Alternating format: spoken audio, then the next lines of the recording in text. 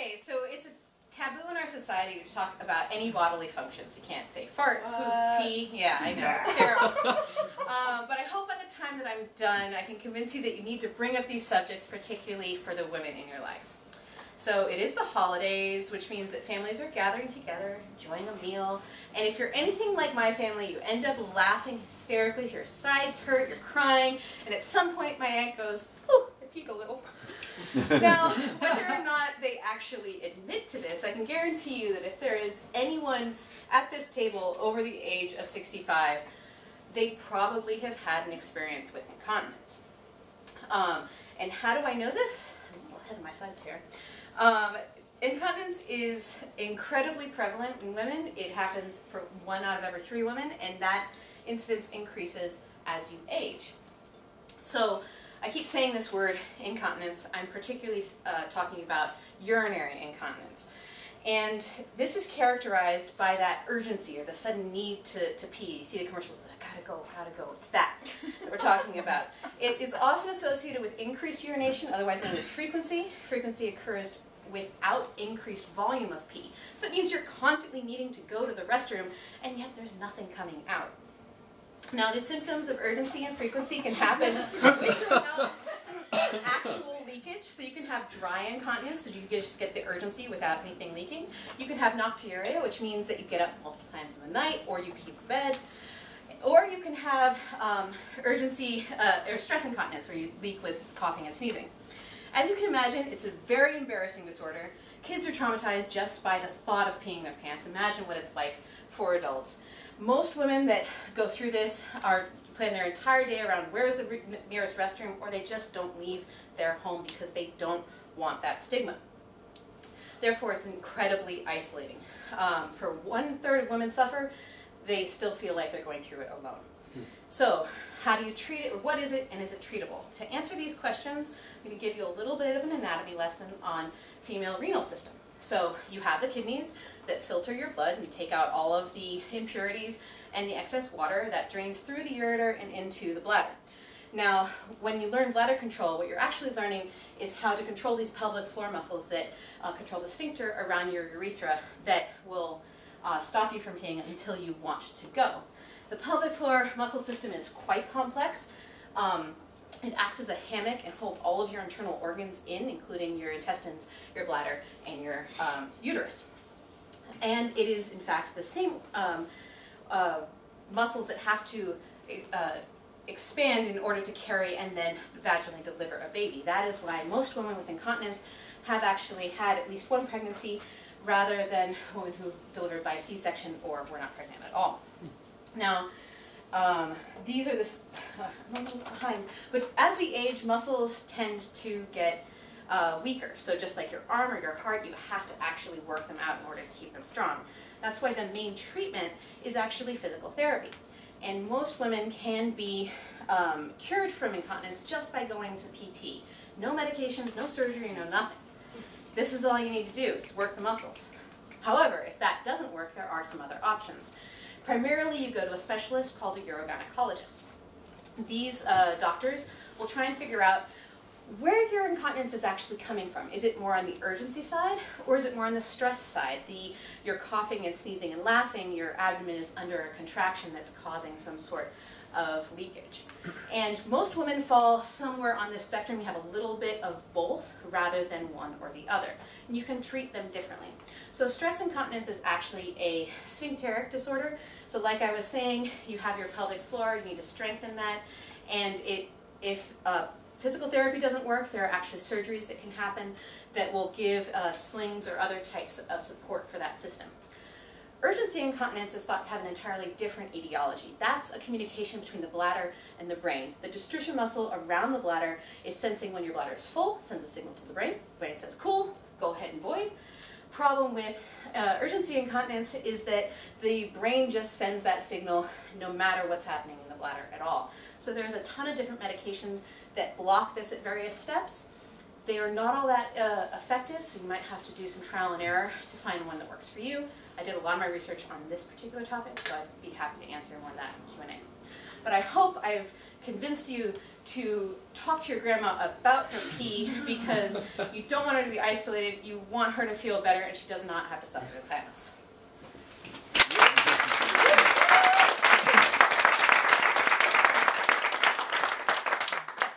I have a question.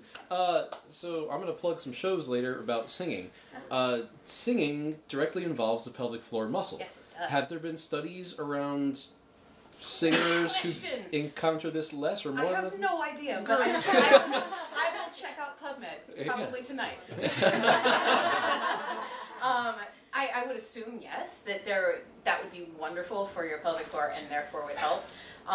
There's a lot more work on like what women should do postpartum after the muscles have been stretched for a physiological reason, rather than say singing in old age. No idea, but I'd be interested to look. A PT would probably have a better answer for that.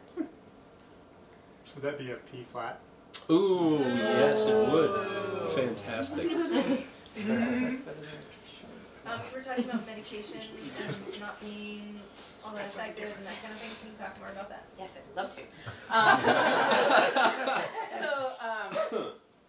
Most of the medications on the market for that signaling disorder are called anticholinergics. And they really just disrupt the brain signals, but the brain signals with cholinergics or acetylcholine for all sorts of things, not just your bladder. So there's all of these side effects, not just dry mouth. So imagine you're trying to stop drinking because you have incontinence, and all of a sudden the side effect of your medication is to make you want to drink more. It's like, yeah. So a lot of people just stop these medications for the side effects altogether because it's not improving their quality of life.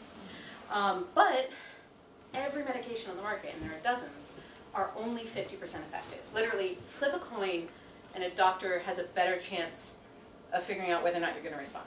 Right? There's no indication of your demographics, your symptoms, of what is going to work for you. So I'm a microbiologist. I did a study looking at the bacteria in the bladder. I did a talk on this a while ago. Your bladder is not sterile. Urine is not sterile. Okay, cool. And we found that women with incontinence tend to have a higher diversity of microbes. And if you are, it'll be even higher if you're a non-responder to certain acetylcholine medications. So that means that there might be a bacteriologic component to something they thought was purely neurological. Now, whether these women are also, or purely suffering from, say, like a UTI, just an undiagnosed one, because a lot of the symptoms overlap, particularly in the, as you age. So that's something that the lab that I just left is trying to kind of push forward and see if they can figure that out. Does that mean that you could take probiotics or some kind of, that kind of, like, mess with your microbiome thing? I would love to say yes, but we don't have the research on any of that yet. There's very little evidence that an orally taken probiotic has any effect on the vagina or the bladder, because how the heck is it getting there? Pico implant. Well, they have poop implants, so they can have pee implants. Yeah, why not? They, because of the FDA regulations, the regulations specifically state that an ingested probiotic ends up being under one set of regulations, which is probiotic, which is like Wild West, you can do whatever you want. If you're going to apply an actual, like, something on the skin or put it into a vagina or the bladder, that is just considered an actual medication. So it'd be the same as like a high cholesterol drug. Like, that's the level of regulation. And the FDA has no idea right now how to regulate a bug as a drug. Because bugs can mutate and evolve, so how do you keep them the same over and over and over and over again? And that is a completely unknown field. Nobody knows where it's going. Everyone's waiting for the first microbiome company to figure it out with the FDA. Hasn't happened yet. Oh, so women's health is really at a loss because there is no direct connections. There's no other good way for the bacteria to be applied to those areas. Yeah, it's doctors in a weird spot, researchers in a weird spot. Those big with us? So with it makes me wonder, I know UTIs are really common, but more so with women. I think men also get them. But if you can't get antibiotics how do you treat a UTI? Like how, it seems like that would be really ineffective. So antibiotics are really effective for UTIs, and you want to get them treated because if they go into your kidneys, they could cross into your bloodstream, cause sepsis and death. So caveat, if you have a UTI, you should probably get it treated. However, most UTIs will in fact resolve on their own. They'll just simply be washed out of the bladder. I also know a lot about UTIs, so we can talk about that too. But antibiotics get into the bloodstream, so therefore they get into they're filtered out in the kidney, so they will get into the bladder. So it's actually been measured that they're active in urine. But that doesn't clear out the They're bladder? smaller compounds, and they're not live organisms, so they can cross the blood barrier much more easily than bacteria. But then afterwards, is it the same thing where you take an antibiotic and then like your colon's all like flushed from all bacteria? Does the same thing happen in the bladder then, or? Great question. We don't know, but there's a lot less bacteria in the bladder than there is in the colon. Oh, okay. So it's a little bit harder to measure, and we have no idea how it's repopulated. So we have no idea how long to wait after someone's gotten an antibiotic to look. So it's a little tricky. How did they measure the amount of bacteria in the bladder? Is this like sterilize the outside and check, or like something more invasive? So it was Very invasive indeed. She says, hopefully. So the very first study that we did was looking at sampling methods. So voided urine is contaminated with vaginal flora. The vagina is like the gut, has a ton of bacteria. The bladder has very few.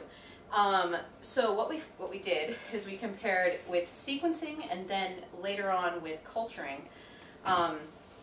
Avoided urine compared to catheterized urine compared to something called a suprapubic aspirate that's needle directly in through the abdomen. Oh, jeez. What? Something invasive, right? Invasive. So these patients were in for surgery for a non-neurologic condition, and we were able to get consent to measure the bacteria in their bladder. I'm not sure if I would agree to that. Sounds bad. Yeah, it's really hard to get those samples. So we like the catheterized samples because it's very similar to aspirated urine, but very different from voided urine. So. We do that on animals all the time. Catheterized? Or was aspirated? No. Yeah. It's easy. They're like squeezing them in a little bit. Yeah, you just stick a needle in. No, you stick a needle in through the abdomen and pull out the urine. Oh, okay. You have to Usually with like cut through the abdominal muscle to like expose the bladder. Yeah, and then you stick through the bladder. No, you don't have to cut the abdominal muscle. The needle goes through the. Oh, it goes through the entire thing. Yeah. Okay. Because intramuscular is bacteria free. Well, and we actually tested that too because the skin is not. So there was a needle that went only partway through. We compared that on the sequencing side to see what we picked up on the kind of skin contaminants there, and it was minimal. So if you have questions about large needles, small peas, anything else, make sure you talk to Krystal or any of our other speakers tonight. Quick round for Krystal. Yeah.